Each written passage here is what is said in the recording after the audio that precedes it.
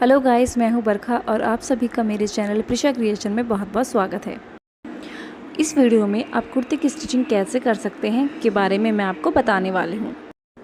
Video start करने से पहले मैं आपको बता देना चाहती हूं कि मैंने कुर्ती का नेक, फ्रंट और बैक दोनों नेक्स पहले से रेडी कर लिए हैं, जिसकी वीडियो मेरे चैनल पर ऑलरेडी अपलोडेड है। आप चाहें तो वहाँ जाकर देख सकते हैं। हो गए। अब बात करते हैं हम स्टिचिंग की, जो कि कुर्ते की साइड की स्टिचिंग है। तो जो हमने ड्राफ्टिंग की हुई थी, पहले एक बार चॉक से उसे डार्क कर देना अगर वो लाइट हो गया हो तो। डार्क करने के बाद हमें क्या करना है, इसकी ट्रेसिंग करनी है दूसरी साइड पर। ट्रेसिंग का मैंने अभी आपको बताया था कि इस तरह से फोल्ड करेंगे, ठीक से बराबर रखते हुए, और इस तरह से डैब डैब कर देंगे तो वो जो चौक के निशान है वो दूसरी साइड भी ट्रेस हो जाएंगे। बहुत ही हल्का आया है क्योंकि इसका कलर थोड़ा सा डार्क है, तो इन्हें हल्का हल्का सा हम डार्क कर लेंगे। इसकी कुर्ती की दोनों साइड्स को हम स्टिच कर लेंगे, दोनों साइड्स की सिलाई लगा देंगे। इस तरह से दोनों फैब्रिक को बराबर रखते हुए हमें चौक वाले जो निशान है उस पर हमें सिलाई लगानी है। जिस तरह से चौक की लाइन जा रही है उसी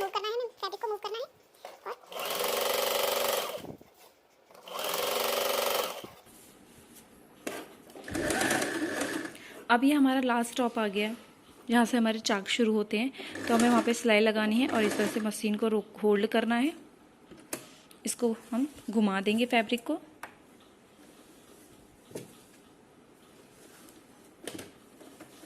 इस तरह से थोड़ा सा घुमाने के बाद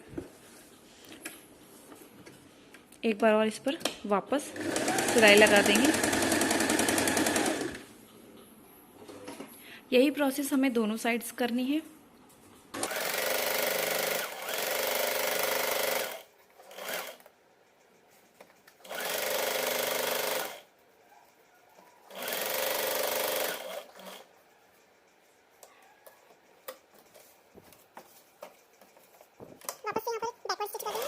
अब बारी आती है हमारी स्लीव अटैच करने की। तो स्लीव अटैच करने से पहले हमें क्या करना है, देखिए मेरे पास तो ये बॉर्डर बना हुआ था, तो इस वजह से मैं यहाँ तो स्टिचिंग नहीं करने वाली हूँ।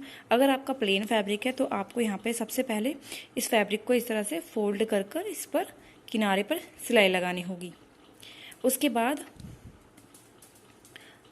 इस तरह से स्लीव को खोलना है।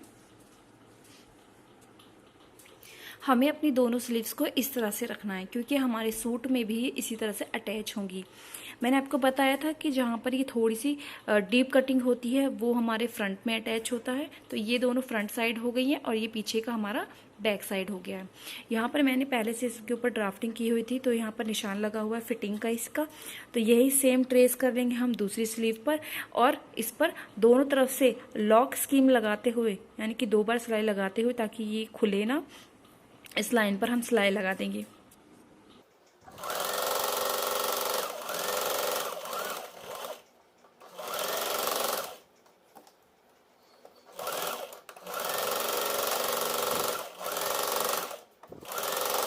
देखिए, यहाँ हमारी कुर्ती भी रेडी हो गई है और यहाँ हमारी स्लीव्स भी रेडी हो गई है।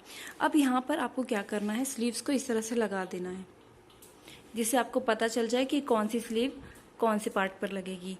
तो मैं आपको बताती हूँ। यहाँ देखिए, यहाँ डीप कटिंग है और यहाँ डीप कटिंग है, तो ये दोनों इस तरह से अटैच होगी और दूसरी वाली स्लीव हमारी यहाँ अटैच होगी।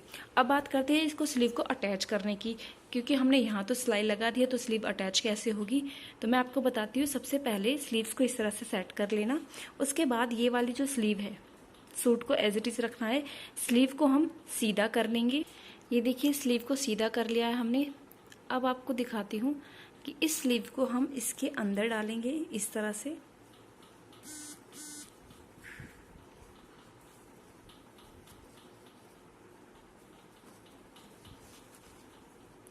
और हमें जो ये इसकी जो डीप कटिंग है, कुर्ती की डीप कटिंग को स्लीव की डीप कटिंग से इस तरह से अटैच करेंगे और इस तरह से दोनों फैब्रिक को आपस में जोड़ते हुए इस तरह से राउंड शेप में हम इसमें सिलाई लगा देंगे। शुरुआत हमेशा यहाँ से होगी। यहाँ मैं आपको एक चीज़ और बताने चाहती हूँ। यहाँ पर आपको लाइन दिख रही होगी, ये स्लीव की लाइन है और ये हमारे कुर्ती की लाइन है। तो हमें बिल्कुल इसके प्रॉपर बराबर में नहीं रखना होता है, थोड़ा सा हटकर स्लीव को अंदर की तरफ अटैच करते हैं, क्योंकि हम जब इनको कुर्ती को पहनते हैं तो उस समय ये जो शोल्डर्स है आर्म होल खींचते नहीं हैं और इजी होता है हैंड्स को मूव करना। तो आप इस तरह से ज़्यादा नहीं रखना है, बहुत थोड़ा सा आधा इंच आप इस तरह से आगे की तरफ रखते हुए अब आप स्लीव को इस तरह से जोड़ देंगे हम और यहाँ से सिलाई लगा देंगे इसके चारों तरफ। अगर आपसे इस तरह से सिलाई नहीं लगती है तो आप पहले इसको कच्चा कर सकते हैं। सुई धागे से कच्चा करने के बाद जब ये आपको लगेगा कि फिट हो चुकी है उसके बाद आप इस पर सिलाई लगाइए।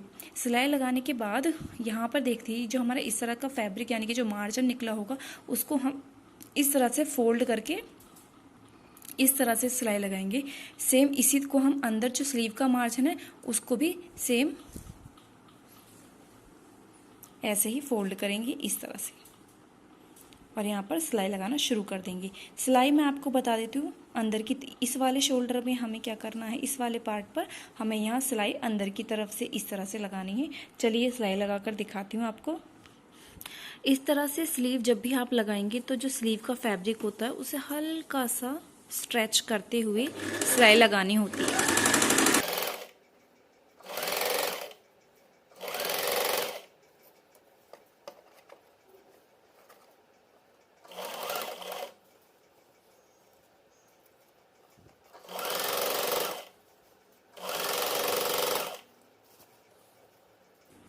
अब बात करते हैं हमारे देखिए नीचे वाले पोर्शन की। मैंने आपको बताया था किस तरह से फोल्ड करना है। आप इस तरह से फोल्ड करके इसको इस तरह से दबा देंगे और ये वाली साइड हम अपोजिट ले लेंगे इस तरह से और इसको सिलाई लगा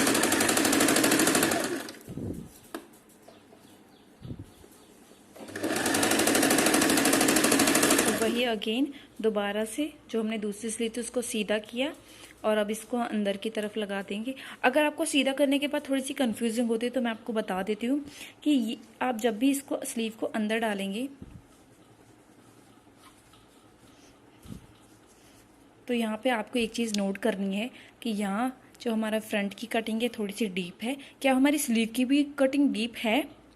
अगर वो डीप कटिंग है तो इसका मतलब हम स्लीव बिल्कुल सही अटैच कर रहे हैं। और अगर यहाँ पर इस तरह से सीधा करके अंदर फोल्ड करने के बाद डीप कटिंग नहीं आती है तो इसका मतलब है कि आप दूसरे हैंड वाली स्लीव को इसमें लगा रहे हैं। तो प्लीज़ इस बात का आप ज़रूर ध्यान रखिएगा। अगर स्लीव गलत लग जाएगी तो हैंड मूव नहीं हो पाएंगे ठीक से, तो बी केयरफुल। तो चलिए इसको भी हम स्टिच कर देते हैं।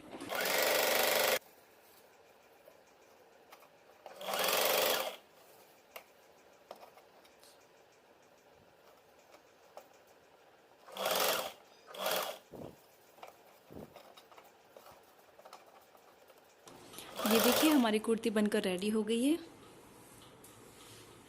अब बात करते हैं एक बार इसकी चाक की। तो मैं इस पे तुरपाई करने वाली हूँ। इस तरह से फोल्ड करने के बाद आधा इंच और अंदर की तरफ फोल्ड करूँगी और इस तरह से तुरपाई कर दूँगी। अगर आपको इस पर सिलाई लगानी है तो आप सिलाई लगाकर फोल्ड कर सकते हैं। और ये हमारी कुर्ती हो गई है रेडी।